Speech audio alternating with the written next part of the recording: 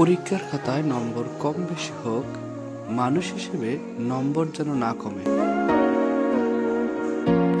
সমস্যা দেখে ভয় পাবেন না, সমাধান খুঁজুন। আপনার পরিকল্পনা বাস্তবতা। লোকজন আপনার প্রচেষ্টাকে দেখবে না, তারা আপনার সফলতাকেই দেখবে।